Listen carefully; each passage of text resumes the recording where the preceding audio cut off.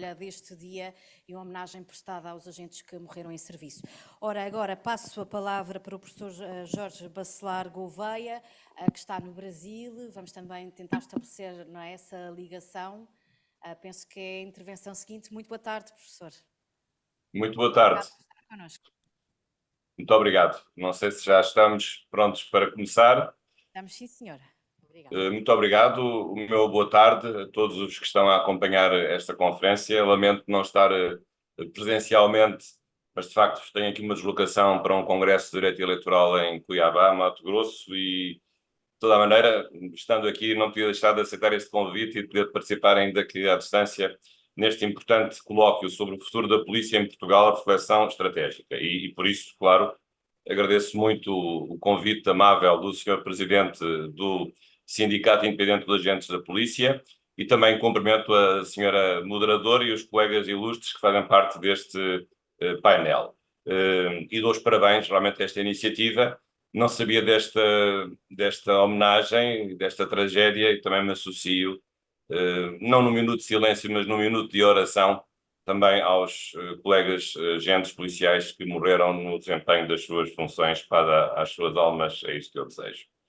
Em relação ao assunto que nos traz aqui, julgo que há aqui o problema é o problema que o Sr. Presidente já identificou, um problema de protestos, de um mal-estar grande do ponto de vista das carreiras e dos agentes no que respeita à sua pertença à Polícia de Segurança Pública e, em geral, a outras polícias, não apenas a esta, embora este bloco seja apenas da Polícia de Segurança Pública, mas eu diria que há, lembrando aqui um pouco também como aconteceu com o 25 de Abril, penso que há causas próximas e causas remotas do estado em que nós estamos. Digamos, este estado lamentável, que agora toda a gente acha que é lamentável, mas de repente as pessoas acordaram num sono profundo ou então não queriam acordar para a dura realidade que estamos de facto a enfrentar. Sobretudo, claro, neste caso os polícias estão a enfrentar. Eu, como presidente do OSCOT, darei o meu contributo, tenho acompanhado e sabia muita coisa de que está errado, de que tem vindo a acontecer.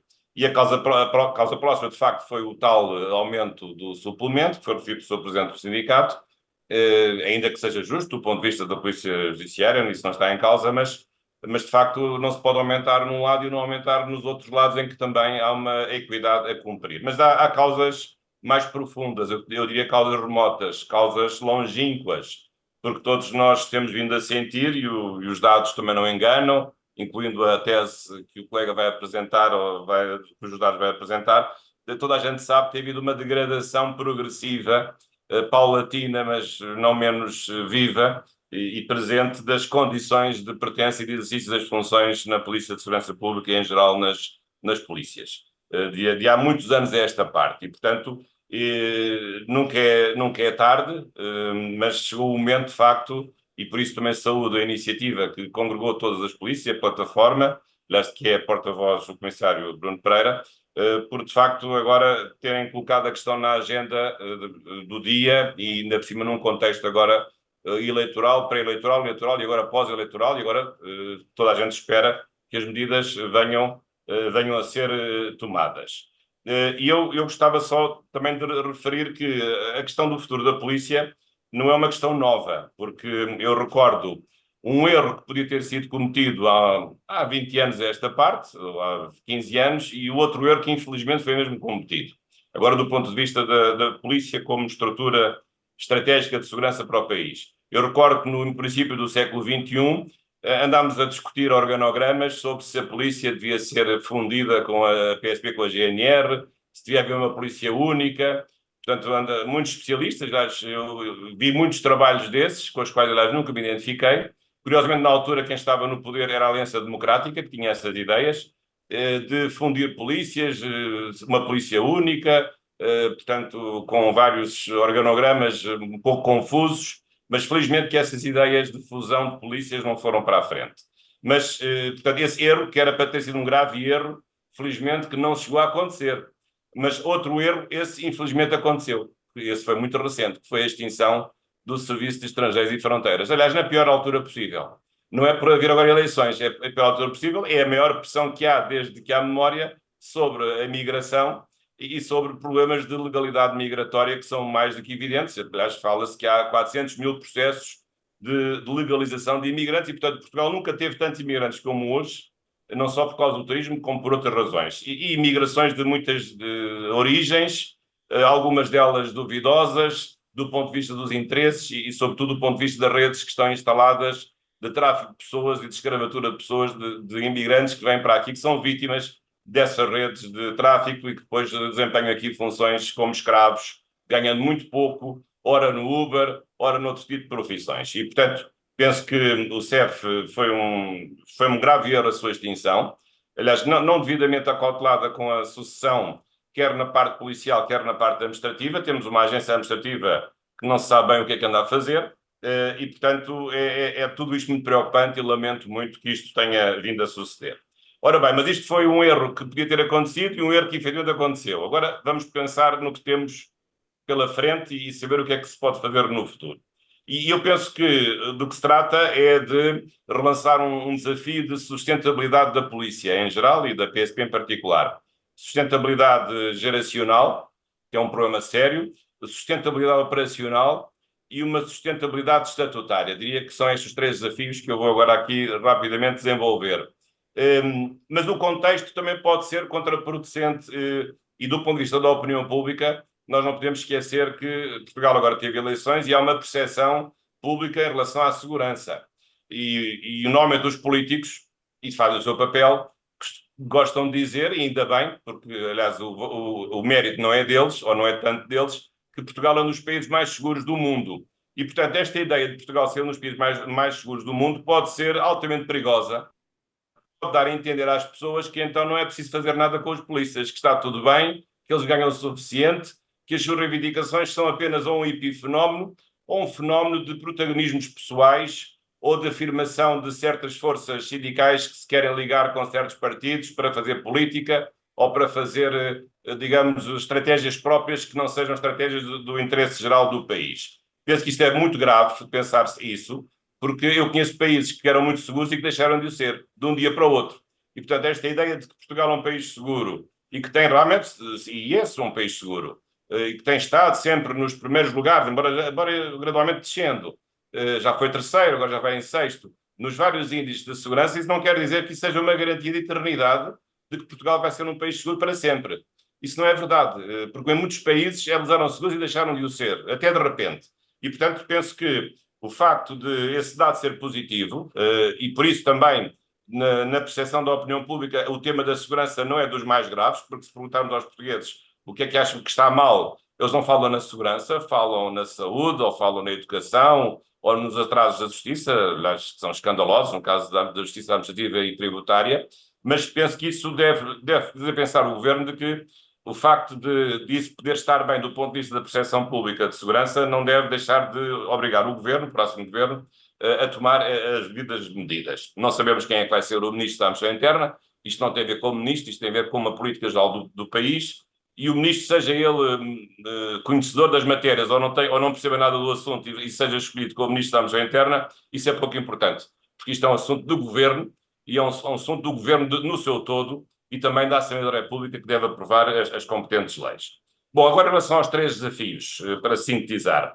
Bem, o primeiro é o desafio mais imediato do rejuvenescimento da própria polícia, a tal sustentabilidade intergeracional. Porque nós sabemos que progressivamente, aliás, os dados têm sido apresentados, tem havido uma diminuição nas entradas na polícia. Às vezes as pessoas até vêm, mas depois muitas ficam pelo caminho porque realmente não têm condições psicotécnicas para poder se ingrar na polícia, para poder entrar. E, portanto, mas isso é uma situação que é preocupante porque ou a polícia não está a ser atrativa para os jovens ou os jovens que aparecem não são os melhores. E eu acho que em qualquer profissão, e sobretudo em matéria de segurança, acho que nós devemos ter os melhores. E, portanto, é preciso saber o que é que está a passar, é preciso saber porque é que a polícia está a perder essa atratividade.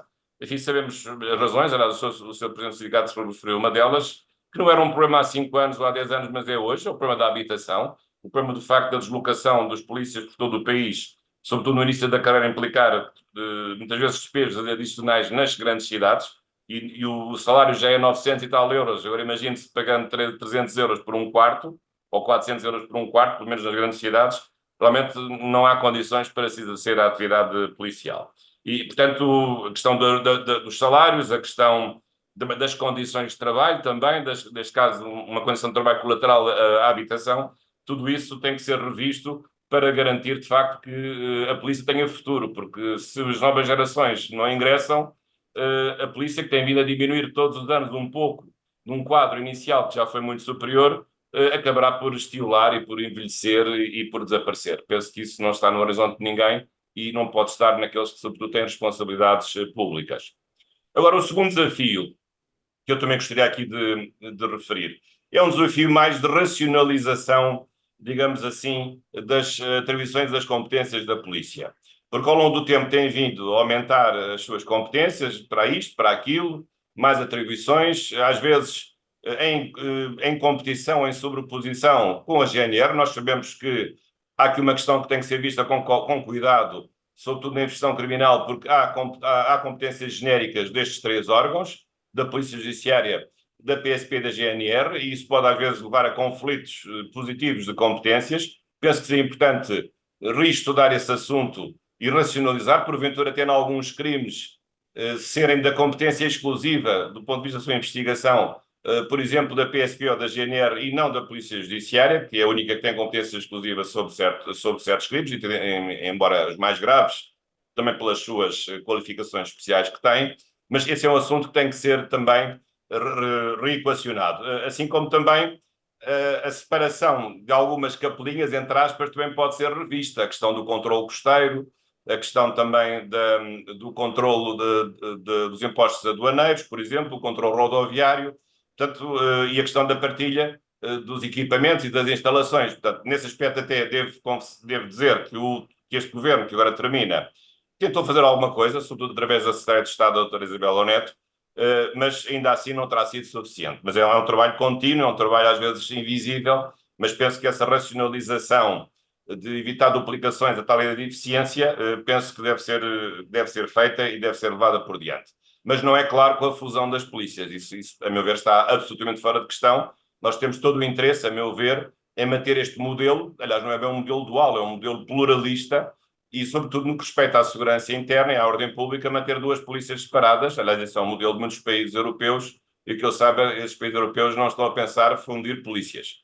Portanto, essa ideia do princípio do século XXI, 2005, 2006, 2004, provavelmente era uma ideia bastante estapafúrdia, que felizmente não viria a consumar-se. E espero que agora não volte, uma vez que a força política que a defendeu está de volta ao poder. E, em terceiro lugar, para terminar, também não vos quero tomar muito tempo, um assunto mais aqui da minha área de constitucionalista, tem a ver com o tal desafio estatutário. E tem a ver com um assunto que se tem colocado recentemente, que é saber se os polícias devem ter direito à greve.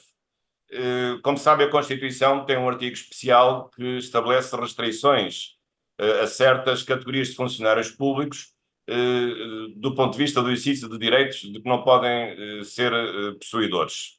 Tipo do artigo 270 da Constituição, aliás, impondo uma restrição aprovada por maioria de 2/3, uma lei da Assembleia da República, aliás, dos poucos casos em que as leis são aprovadas por 2/3, esta é uma delas. Há certos direitos que não podem ser exercidos pelas forças militares e por agentes também militarizados e por agentes policiais.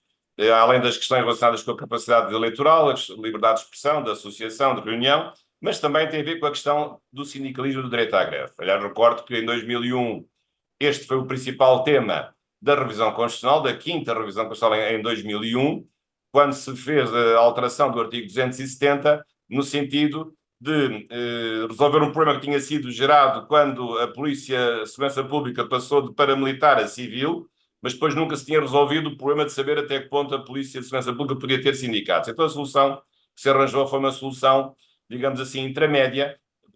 A PSP pode ter sindicatos, mas na parte operacional não pode haver direito à greve. Mas eu tenho as maiores dúvidas, para já, de que isto seja assim do ponto de vista constitucional. Penso que a Constituição, lendo o artigo como acho que deve ser lido, a Constituição não proíbe que as forças policiais possam exercer o seu direito à greve. Ao contrário do que eu tenho ouvido por aí, que era necessário uma revisão constitucional, não me parece, porque se formos ler bem o artigo permite que a lei possa estabelecer o sindicalismo sem direito à greve, porque o sindicalismo sem direito à greve também não é um sindicalismo muito fraco. não serve para quase nada. Mas, portanto, neste caso, há uma exceção constitucional que permite que haja um sindicalismo sem a sua característica principal, que é o direito à greve. Isso é possível e, de facto, foi assim que foi decidido depois por uma lei parlamentar, a tal lei aprovada por 2/3. Mas essa lei pode ser mudada, claro, por 2/3, mas não é preciso mudar a Constituição para que isso seja possível. Portanto, do ponto de vista jurídico, não há um obstáculo inultrapassável do ponto de vista de exigir uma revisão constitucional, que é sempre uma coisa mais complicada do que ter uma maioria de 2/3 por uma lei ordinária. Agora, do ponto de vista do mérito da solução, isto é, saber se é bom os polícias terem direito à greve na parte operacional, porque já podem ter na parte administrativa, eu penso que sim, não vejo nenhum dramatismo nisso. Claro que a opinião pública reagiu um pouco mal quando se falou disso nas últimas semanas. Vários partidos até se pronunciaram uns a favor, outros contra.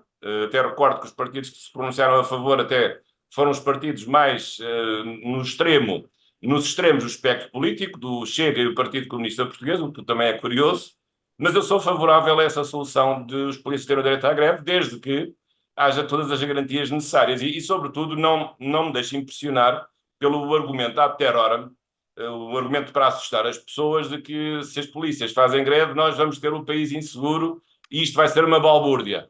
Então, se é assim, também quando os médicos fazem greve, a balbúrdia ainda será maior, porque o bem mais valioso que nós temos não é a segurança, é a saúde ou a vida.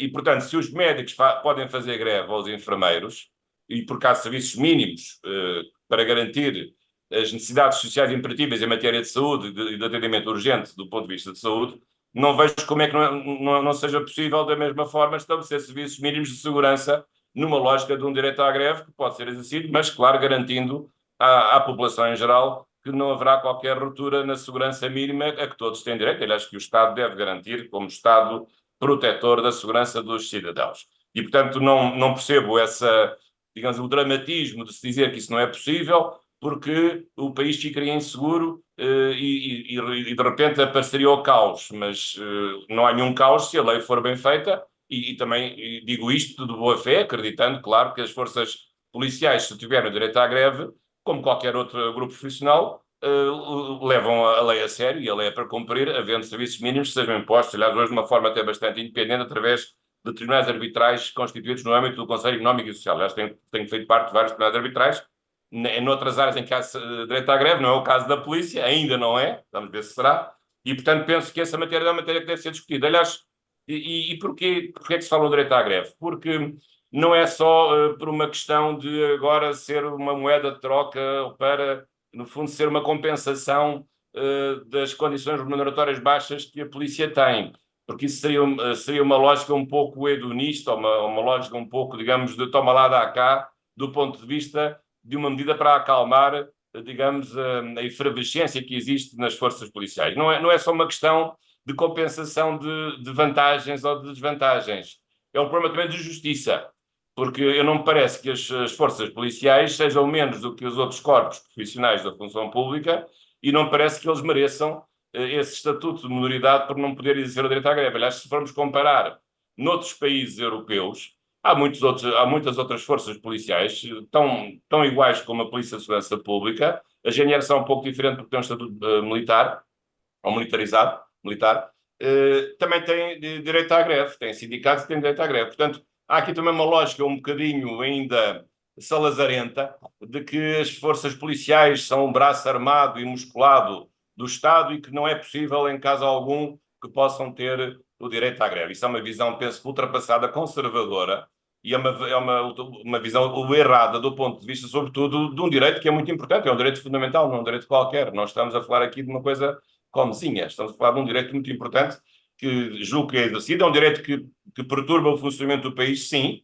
mas é preciso então que, da parte das entidades patronais, neste caso o Estado, possa haver a negociação e a resposta às reivindicações que sejam justas e que sejam manifestadas dentro da lei, neste caso da lei da greve, quando houver o direito à greve por parte das forças de segurança, em particular da Polícia de Segurança Pública. Aliás, há outras forças de segurança, os serviços de segurança que fazem greve.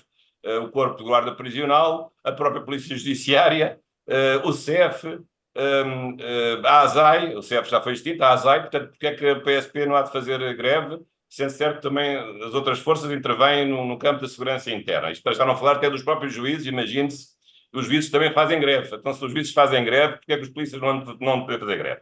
Portanto, deixo aqui este meu apontamento e uma vez mais agradeço a oportunidade de participar assim à distância de 8.000 quilómetros e agradecer muito esta oportunidade e desejar sinceramente que nesta legislatura que agora se inicia e com o 24º Governo Constitucional o problema seja resolvido e não seja esquecido lá para as promessas não cumpridas, porque realmente penso que o país já não aguenta mais promessas de políticos que não conseguem levar à prática as promessas que cumprem e penso que isso é bem do próprio país. Portugal é um dos países mais seguros do mundo. Eu desejo que continue a ser. O OSCOT tem estudado este assunto e tem-se preocupado com as várias áreas da segurança nacional, uma delas é a segurança interna, e da nossa parte também, claro que temos vindo a estudar e desejamos, neste caso, a causa das polícias, em particular da PSP, achamos que é uma causa justa e que deve ser melhorada e desejamos, com toda a sinceridade, as melhores felicidades ao próximo governo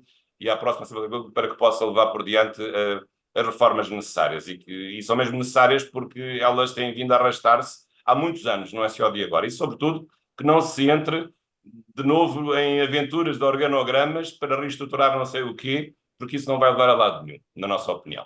Muito obrigado pela vossa atenção.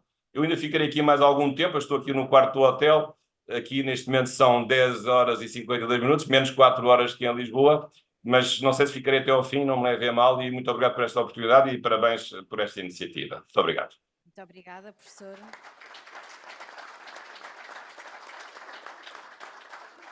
Agradeço a sua intervenção tão esclarecedora. Antes de abrir aqui também as questões à plateia, queria lhe perguntar se considera e quais foram os erros que o anterior governo terá cometido quando geriu esta questão dos aumentos salariais ou dos suplementos. Isso foi ou não discriminatório para a PSP-GNR? Sim, a meu ver foi, porque a igualdade é tratar o que é igual igualmente e tratar aquilo que é desigual desigualmente. Ora, a partir do momento em que um governo leva por diante uma reforma de um suplemento, não considerando, digamos assim, a globalidade da área da segurança interna, e é verdade que nas outras polícias há vários subsídios, até talvez já haja subsídios demais que poderiam também ser racionalizados, ou alguns incorporados na própria remuneração. Mas, de facto, intervir apenas em 10% do universo perturba todo o universo 100%. E, portanto, penso que não está em causa dar mais a uma instituição, porque, aliás, no caso da Polícia Judiciária, nós sabemos que o processo de reformulação estatutária tem vindo a acontecer gradualmente, aliás, até se atrasou durante bastante tempo, e ainda bem, e fico feliz por isso, e a Polícia Judiciária é uma instituição muito respeitável, e, portanto, isso acho que é justo, mas também é justo que os outros possam ter também uma melhoria nas suas condições remuneratórias. Portanto, o problema não é tirar à Polícia Judiciária, é não ter dado às outras forças de segurança naquilo que é equiparável. Depois também que há outra questão que às vezes fica um pouco obscurecida no debate, é porque as condições de ingresso nas polícias também são diferentes. No caso da Polícia Judiciária, tem condições de ingresso mais elevadas, enquanto que no caso da PSP da GNR, as condições de ingresso e por conseguinte, também as remunerações são diferentes. Mas isso não retira a justiça também do aumento do suplemento ou de novos suplementos para a própria PSP e a GNR, claro, mas não na mesma quantidade, mas proporcionalmente às remunerações que já existem na própria GNR e na própria PSP. E, portanto, penso que, sobretudo, neste caso, este erro, digamos, recente, além da extinção do CEF, que foi realmente um grave erro, mas este erro, que no fundo não foi bem avaliado pelos políticos, penso que até a decisão foi tomada por um Conselho de Ministros onde não estava sequer o Ministro da Administração Interna, o que também é revelador da falta de, digamos, de cuidado em relação a um assunto destes. Não sei se foi de propósito, não sei, espero que não, mas de facto, aumentar em Conselho de Ministros o suplemento de uma polícia, sabendo todas as outras que já estavam mal, com tudo aquilo que já se sabe, e agora ainda por cima isso foi, digamos, acirrar os ânimos para uma injustiça que ainda ficou, digamos, mais forte e mais funda. E portanto, penso que é isso que é preciso clarificar. Acho que é preciso ter um estudo global sobre todo o tipo sobre todas as remunerações e sobre todos os suplementos. Eu tenho estudado este assunto. Há suplementos a mais, a meu ver. Por outro lado, a própria profissão de polícia é uma profissão de risco, como é evidente. Portanto, não sei se justifica haver um suplemento de risco numa profissão que já é de risco. Julgo que não. No meu caso, a minha profissão é de professor, embora isto hoje seja mais perigoso, mas não é uma profissão de risco. Mas, de facto, se é uma profissão de risco, o suplemento deve estar incorporado na remuneração principal. Não deve ser uma coisa à parte, porque a profissão é sempre de risco. Portanto, o suplemento deve estar dentro da própria remuneração. Mas isso é uma questão técnica e penso que os especialistas podem contribuir para esclarecer a situação. Eu próprio também poderei dar a minha ajuda, mas penso que essa é a questão que eu queria aqui referir, desse erro, digamos, específico. Foi este, aliás, o erro foi mesmo assumido pelo próprio governo, porque se não tivesse sido um erro, o ministro não teria agido como agiu depois, tentando emendar e propondo várias soluções, que nunca se percebeu muito bem o que era. Mas agora também isso é passado, porque agora haverá um novo governo, o 24º Governo Constitucional, e vamos esperar agora, enfim, em perspectiva, que as coisas possam resolver. É isto. Muito obrigada. Abre agora também o debate aqui à assistência. Não sei se querem colocar, alguém quer colocar alguma questão ao professor Bacelar Gouveia. Penso, sim, agora vou pedir que o microfone, só um pouco, professor, para conseguirmos ouvir. Sim, tem que falar mais alto, que eu ouço baixinho. Está bem, fica essa nota. Ia pedir depois só que se identificasse para ser mais fácil. Obrigada. Boa tarde a todos. António Ochoa, sou oficial da Polícia e ouvi atentamente as palavras do seu professor e uma vez que este colóquio trata daquilo que é o futuro da Polícia, o seu discurso ficou uma curiosidade. Qual é que é, na sua opinião, qual é que é o entrave ou os entraves para aquilo que pode ser a fusão entre a PSP e a GNR? Uma questão pertinente, professor. Sim, senhora. Bem, vamos lá ver. Isto aqui não é nenhum dogma teológico, não é o dogma da Santíssima Trindade. Com certeza que pode haver países em que há polícias únicas. Olha, países que eu conheço bem, até por experiência, o caso de Angola e Moçambique, tem polícias únicas. No caso de Angola e Moçambique, penso que são polícias militarizadas, como era a PSP antes da reforma. Mas eu julgo que no caso de Portugal, há aqui pelo menos duas circunstâncias que nós devemos ponderar. Uma delas é uma circunstância histórica, é que a GNR tem 200 anos e a PSP tem 100 anos. E não vamos fundir duas polícias assim por razões que são, a meu ver, circunstanciais, porque não está aprovado qual é o problema de haver duas polícias independentes entre si. Isso nunca ninguém conseguiu provar onde é que está o maior desperdício e a maior ineficiência desse tipo de mudança. E, portanto, qualquer mudança com essa radicalidade tem de ter uma justificação muito forte.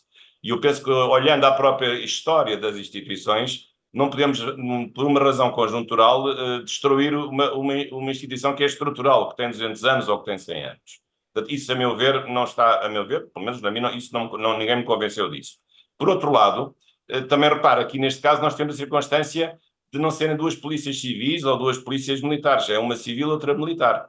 É verdade que na prática as coisas funcionam mais ou menos na mesma, embora as patentes tenham nomes diferentes, mas a condição policial é parecida com a condição militar da GNR, a condição policial da PSP, portanto o tipo de deveres e dos direitos são mais ou menos iguais, não são todos iguais, mas são mais ou menos iguais. Mas ainda assim penso que seria importante para o Estado ter polícias que têm duas lógicas distintas.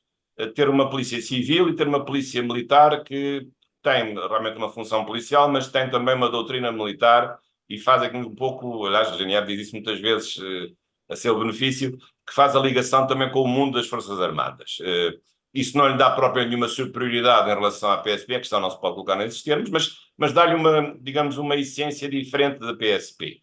Aliás, a PSP, no fundo, está mais vocacionada por uma relação direta com os cidadãos, enquanto que a GNR tem uma vocação mais de ocupação de espaço, fala-se muito na tal quadrícula, e, digamos, pode ter uma doutrina um pouco diferente em certas áreas que a PSP não tem e vice-versa. E, portanto, penso que essa diversidade, ao contrário do que se julga, é uma riqueza. Claro que essa diversidade poderia ser mantida dentro de uma polícia nacional que tivesse, no fundo, duas subpolícias, mas isso era a mesma coisa. Portanto, isso não era nenhuma fusão, isso era manter, no fundo, duas polícias, só que, digamos, diminuindo a importância do seu estatuto e dizendo que são dois departamentos de uma polícia maior. Isso é a mesma coisa. Portanto, penso que haveria a vantagem de manter-se de uma forma separada, porque, para mim, acho que não seria bom deixar de ter uma polícia com as características da GNR e mantendo também separadamente a PSP. Portanto, essa também é que é a questão. Aliás, é uma questão que tem sido vista do ponto de vista da Europa comunitária. A própria Frontex tem lidado com essas matérias e, portanto, penso que essa razão é válida para que esses países não tenham feito propriamente nenhuma fusão entre a polícia com características da GNR e com as polícias de natureza civil, sejam nacionais, às vezes também são as municipais, que nesses países têm mais poderes do que tem a nossa polícia municipal, acho que nem sequer é uma polícia de ordem pública. Mas penso que, sobretudo neste momento agora um terceiro argumento é que é o seguinte, é que, então, se vamos agora entrar por essa discussão, eu sei que este colóquio é um colóquio sobre o futuro e uma reflexão, que acho que deve sempre fazer, é uma reflexão estratégica e estrutural.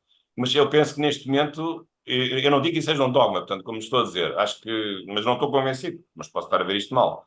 Agora, de certeza que essa não é neste momento a medida a discutir, porque há muitas outras coisas que devem ser resolvidas antes de chegarmos a essa fase. Há isso de certeza absoluta. Mas não estou com isso a negar a importância desse tema. Mas, a meu ver, julgo que essa medida não chegou a ser tomada em prática, aliás, esteve quase. Penso que em 2005 isso esteve quase a ser aprovada. Aliás, houve até um relatório do professor Nelson de Lourenço que dizia que achava muito bem que houve essa fusão das polícias. Nunca tive essa opinião, isso nunca me convenceu. E, portanto, eu temo que com o regresso dessa área política esse assunto seja retomado, mas espero que não. Penso que isso na altura não foi para a frente. Não vi qual a desvantagem de não ter havido a fusão das polícias, não houve nenhuma desvantagem, as coisas continuaram bem. Portugal até subiu nos lugares de segurança, portanto, não era tão seguro em 2006 como é hoje, e, entretanto, não houve nenhuma fusão de polícias, também, porque não haver fusão de polícias não foi propriamente um sinal de insegurança, foi um sinal de segurança. E até porque há é importante aqui uma certa rivalidade no bom sentido policial, uma certa emulação do facto de haver duas estruturas com uma forte identidade, uma com 200 anos, outra com 100 anos, uma identidade muito importante que também dá um estímulo de pertença e dá uma força de pertença à instituição, e eu penso que isso não se pode ser desperdiçado. Penso que acabar com polícias ou com instituições só com razões muito fortes. Veja-se o caso do CEF. A tristeza que é olhar para o CEF e ver que aquilo desapareceu. Pessoas que deram a sua vida para aquela instituição, estiveram lá 30 anos ou 20 anos, de repente desaparece a instituição. Por que razão? Por uma razão circunstancial, porque alguém foi morto no aeroporto por um agente do CEF, um ucraniano, enfim, infelizmente, isso foi um crime horrível, mas não é assim que se governa um país. E depois a demagogia e a politiquice realmente destroem as polícias e fundamentam as más decisões, acho eu. Muito obrigada. Não sei se há mais alguma questão. E aqui mais uma pergunta. Só um momento para posicionarmos também aqui o microfone. Ia pedir só que se identificasse, por favor. Agente principal da PSP. Aqui a pergunta que tem surgido muito entre os agentes é a seguinte. A PSP, a PJ, já tem os índices mais altos, que utilizam sempre o mesmo argumento, como têm as condições de acesso são diferentes, que mereciam um subsídio diferente, não é? Sendo assim, a ASAI também mereceria esse mesmo subsídio. E aqui coloca-se um pouco as dúvidas se este subsídio terá sido um prémio para a PJ, uma forma de, como se diz em conversa de corredor, comprar uma polícia, se será mesmo pelas capacidades. E se a PSP, e eu acho que tem revelado isso nos últimos anos, não traz mesmo as capacidades, mesmo sendo o grosso ou sendo a condição básica o 12º ano para aceder. Outra das condições, e que ficou aí muito bem, é tal situação. Porque é que a nós não nos é permitido acesso à greve, mas também porque é que a nós não existe fiscalização em relação à segurança e a higiene no trabalho. Se sabe também qual é o impedimento. Muito obrigada. Sim, senhor, muito obrigado também pela pergunta. De facto, isto é sempre o problema das intervenções pontuais. Realmente, a arte de governar é uma coisa difícil. Realmente não é para todos. Sobretudo não é para uma classe política cada vez mais medíocre, que infelizmente Portugal vai tendo. Eu lamento isso como cidadão português, que já passei pela política, mas lamento muito que, digamos, os quadros políticos tenham vindo a descer na sua qualidade de uma forma assustadora nos últimos tempos. Tenho pena. Que diferença nós temos hoje dos políticos que governam em relação aos políticos que tivemos nos anos 70 e nos anos 80. Diferença gigantesca. Mas eu penso que isso é preciso estudar. Eu penso que a questão da justificação da Polícia Judiciária é uma questão de percentual. Portanto, claro que há um aumento percentual, mas como os salários são mais altos, claro que a mesma percentagem num salário mais alto dá um subsídio muito maior do que a mesma percentagem num salário mais baixo. Mas eu penso que a questão que se deve agora colocar, que pode demorar algum tempo, não é só a questão das percentagens, é preciso ver efetivamente o que é que as polícias merecem. A questão é uma questão de justiça. Vamos lá ver, por aquilo que elas fazem, pelas qualificações que se exige nos vários contextos, portanto, dos agentes, dos oficiais, é preciso saber fazer uma avaliação global de quais são as justas condições remuneratórias nos vários níveis, sejam remunerações principais, sejam remunerações suplementares. E, portanto, fazer uma decisão que seja uma decisão global para todo um setor de segurança que eu acho que está em manifesta crise do ponto de vista do seu reconhecimento. E já agora não foi só o aumento da Polícia Judiciária, isso passou despercebido. Foi também um aumento do mesmo género, e com todo o respeito pela instituição, aliás, que eu conheço bem e que fiscalizei durante 4 anos, os agentes, os oficiais de inteligência, quer do SIS, quer do CIED também, e dos departamentos comuns, do CIRP, também tiveram um aumento substancial que ninguém soube, ou passou despercebido.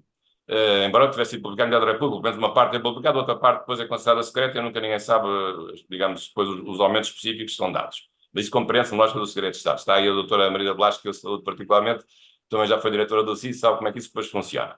Agora, não me parece justo, eu sei que isso se diz, mas não me parece justo dizer que foi um prémio para uma polícia que merece ou que foi bem comportada e que foi, digamos, uma pena, uma penalização para uma polícia que não foi bem comportada. Acho que não, cada um tem o direito de dizer aquilo que quer entender, respeito a sua opinião. Eu penso que não, penso que foi aqui, sobretudo, um problema de inépcia política, um problema de falta de percepção de que, ao mexermos numa peça de uma engrenagem, podemos estragar toda a engrenagem.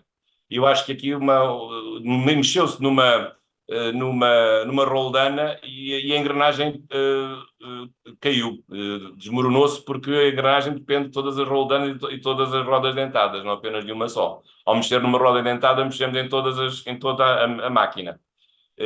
Mas há males que vêm por bem. E, aliás, eu fiquei surpreendido e por isso também saúdo a vossa iniciativa, não sendo eu propriamente sindicalista, não sou sindicalizado no Sintap, mas sou como professor, mas fiquei impressionado, devo dizer, como cidadão, com a capacidade que as forças policiais tiveram de se unir e de reivindicar, de exprimir pela primeira vez de uma forma tão forte, aqui e acolá com algum exagero, porventura, aquilo que sentem digamos, de um estatuto que vos tem menorizado. E isso é uma coisa muito importante em democracia. E, portanto, também saúde por essa capacidade. Claro que o motivo, digamos, a causa imediata foi este aumento da PJ e talvez o aumento também do CIR. Mas penso que não é uma questão não é uma questão de penalização, mas será agora certamente uma ocasião. Eu admito que isso possa demorar mais tempo do que aquilo que da vossa parte estão à espera, mas nem que seja esperar 6 meses ou 1 ano, mas eu acho que é necessário fazer uma reavaliação global de todo o estatuto remuneratório e de todas as condições de trabalho das próprias polícias, condições também de alojamento, como é que as pessoas depois se deslocam, se têm que ir para outro ponto do país por decisão do superior, isso pode prejudicar toda uma vida familiar e as condições de alojamento. Portanto, tem que haver aqui uma avaliação global de um conjunto de suplementos e de remunerações e de outras condições que não estão na remuneração que devem influenciar um resultado final que seja justo. Penso que é um trabalho que não é fácil de fazer. Também ver um pouco qual é que é, em comparação com os outros países, o salário também dos polícias. Outro dado também que o Sr. Presidente do CIAP referiu, acho que já tinha essa ideia, não sabia em pormenor, que é muito triste. A taxa de suicídios na PSP é a maior das profissões portuguesas, eu julgo que seja isso. Isso é uma coisa muito grave. Sabem que os suicídios normalmente não são noticiados na comunicação social e, a meu ver, bem, no fundo há um acordo confidencial das órgãos de comunicação social para não darem notícia desses casos, mas isso é muito grave. Isso revela bem um mal-estar que existe e que também tem a ver com estes vários desafios que eu referi. É isto. Muito obrigado. Obrigada. Não sei se há mais alguma questão. É que o senhor gostaria de interpelar. Boa tarde. Meu nome é Gonçalo Parreira. Eu estou aqui em representação da CONFAP, mas vou pôr esta pergunta como pai e como agente da educação em Portugal, porque há muitos anos que ando nisto. E o professor falou na mediocridade dos políticos, e eu peço desculpa, mas aquilo que eu vejo desde há 15 anos para trás é uma mediocridade da sociedade, a todos os níveis. E eu queria deixar aqui apenas e só uma pergunta. O que é que a polícia pode fazer para melhorar a nossa sociedade, desde os mais novos até os mais idosos? obrigado. Concordo consigo, embora eu até seja uma pessoa otimista, mas reconheço que nos últimos anos tenho andado bastante pessimista. Eu devo dizer que da parte das polícias, já nessa área digamos, da educação, também sou pai, parabéns aos pais, ontem foi dia do pai, mas, digamos, do ponto de vista da educação, nós sabemos como é que está a escola. A escola está a atravessar uma grande turbulência, não são só as questões conjunturais, a falta de professores, estou a referir-me à escola pública, mas também há uma tentativa, aliás, muito perigosa de infiltração na escola de uma ideologia de género, e, digamos, e de uma substituição do papel dos pais pelo Estado, que agora o Estado quer educar os jovens substituindo-se aos pais no seu papel imprescindível de educar os seus filhos. Portanto, o Estado não é dono dos filhos dos pais, os pais é que são os pais dos filhos. Portanto, isso é um problema, digamos, de ideologização da própria escola, que é um problema muito sério e que nos últimos anos tem cavalgado e que espero que agora se possa inverter. Mas isto está associado também com uma outra realidade da juventude de hoje, que é a falta do sentido de dever, a falta de organização, do desleixo, da preguiça, de não se cumprir horários, de não fazer as coisas porque é necessário fazer, ter uma vida organizada e, portanto, nesse aspecto eu julgo que até as polícias têm tido um papel importante, até na minha experiência também relacionamento com as escolas, também como professor, mas mais universitário, porque a própria polícia tem tido nos últimos tempos um papel educativo importante. Há um programa, a Escola Segura, há um programa também de explicação aos próprios jovens da importância da polícia como estrutura de defesa da sociedade, da segurança interna. Acho que esse programa deve ser mais ativado e eu penso que eu vejo que quando os polícias vão à escola explicar os cuidados que as crianças devem ter e os jovens no que respeita à proteção contra a droga ou contra os assaltos ou evitar lugares perigosos, como é que se devem proteger. Penso que as crianças e os jovens gostam disso e ficam a olhar para a polícia com outros olhos, que porventura nunca tinham visto dessa maneira. E, portanto, penso que nesse aspecto a polícia é um parceiro fundamental dos pais, na educação dos filhos, uma vez mais numa polícia que é uma polícia também cidadã e que pode também enriquecer a própria cidadania do ponto de vista dos valores e dos deveres que nós como cidadãos temos. Nós temos direitos como cidadãos, mas também temos deveres como cidadãos. E eu penso que a polícia, nesse aspecto, porque o que eu sei desses programas, também em relação aos idosos, tem feito alguns programas importantes, vários programas específicos, policiamento comunitário em geral, é assim que isso é designado. Penso que isso tem sido um caminho importante, embora sem nunca exagerar, porque às vezes esse tipo de policiamentos pode desviar recursos dos recursos que também são mais importantes, que são recursos de vigilância e da repressão da criminalidade e da preservação da ordem pública. Portanto, também não podemos ter aqui uma polícia só para fazer palestras e deixarmos de ter uma polícia para defender a ordem pública, que é esse o seu papel importante, ou para reprimir, ou para prevenir, ou para investigar os crimes cometidos. Muito obrigado. Também dar uma nota do excelente trabalho que tem sido feito pela Escola Segura, pelo projeto e por todos os elementos que estão empenhados nesse projeto da PSP. Queria só também colocar uma última pergunta que tem a ver, já se fala muito, quem são os próximos, quem poderá ser efetivamente ou vir a ocupar o cargo de Ministro da Administração Interna. Pergunto-lhe também aqui com um jeito de desafio, qual é o perfil e se não é um dos lugares mais difíceis de ocupar no próximo governo? Eu acho que tem-se dito que sim, que será, digamos, o ministro que vai ser queimado na praça pública, talvez o primeiro-ministro ser queimado no próximo governo. Não vejo as coisas assim, porque, em primeiro lugar, a importância da decisão não está no ministro, está no governo e no primeiro-ministro. Porque as decisões neste momento que estão em cima da mesa em relação à reforma das polícias, a questão salarial, mas não só, não é uma questão do ministro, é uma questão do governo e é uma questão de política nacional de segurança, em primeiro lugar. Isso envolve o governo, envolve o Presidente da República e envolve também a Assembleia da República.